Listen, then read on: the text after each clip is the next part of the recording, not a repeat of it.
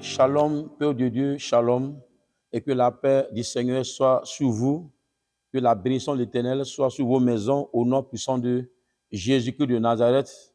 Vous savez, le Seigneur m'a donné une révélation, un mystère sur la construction. Voilà, sur la construction. Vous savez, construire une maison, c'est comme une stabilité. Et la maison a 4 piliers. La maison a 4 piliers.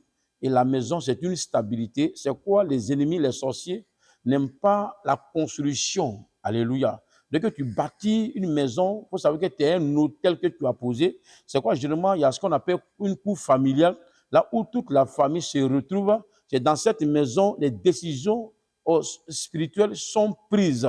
C'est là Dieu envoie les provisions dans la maison. C'est quoi? L'ennemi n'aime pas ceux qui bâtissent une maison. Parce qu'une fois que tu as bâti, il faut savoir que tu seras stable à vie.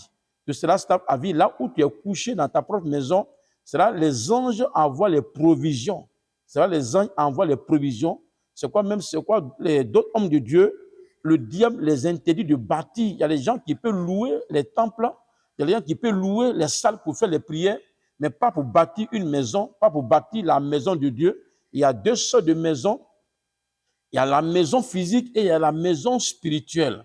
L'homme a deux sortes de maisons. Il y a la maison physique, là où ton âme se repose, ou là où ton âme se repose, entretient cette maison-là. C'est très important. C'est là Dieu envoie les provisions. Mais tout ce qui est également, il y a la maison spirituelle, qui est la maison de Dieu. Qui est la maison de Dieu. C'est là les grandes décisions sont prises. C'est là le peuple se croise et il prie. C'est là les décrets divers sont pris. C'est quoi? Le diable n'aime pas ceux qui bâtissent les maisons. Dieu a dit carrément à David, nous allons voir dans ce passage, 2 Rois chapitre 7, à partir du verset 12, quand tes jours seront accomplis et que tu seras couché avec tes pères, j'élèverai ta prospérité après toi, celui qui sera sorti de tes entrailles, et j'affermirai son règne. Ce sera lui qui bâtira une maison à mon nom et j'affermirai pour toujours le trône de son royaume. Alléluia. Voilà ce que Dieu a dit à David. De son vivant, David n'a pas bâti la maison de l'Éternel, mais c'est son fils Salomon qui a bâti cette maison. Il dit, tes mains sont souillées. Donc, tu n'as pas le droit de bâtir la maison. Il y a les interdits. Il y a les familles dans lesquelles on ne bâtit pas de maisons. On ne bâtit pas les maisons. Et plein de personnes aujourd'hui périssent parce qu'ils affrontent l'interdit. Ils affrontent les interdits. D'autres me disent non, je suis un homme de Dieu. Le prix est payé sur la croix, il n'y a pas de problème.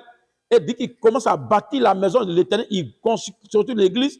Quelque temps après, il fait un accident, il meurt. C'est quoi? Il y a plein d'hommes de Dieu qui sont morts, qui ont laissé leur temple. Est-ce que tu as brisé l'interdit? Il y a les sorciers mais qui ont interdit les gens de bâtir les maisons. Alléluia. Mais je suis là pour te donner cette révélation. L'Éternel me dit de te dire, toi, tu vas relever le défi de ta famille. Tu vas relever le défi de ta famille, c'est qu'on a interdit à la famille. Et ce n'est pas qu'est-ce qu'on a interdit à la famille. La maison également, c'est un foyer. On dit, lui, là, il a un foyer, c'est aussi une maison. La maison est spirituelle, la maison physique, le foyer, la maison est élastique. Dans la maison, on peut trouver beaucoup de choses dedans.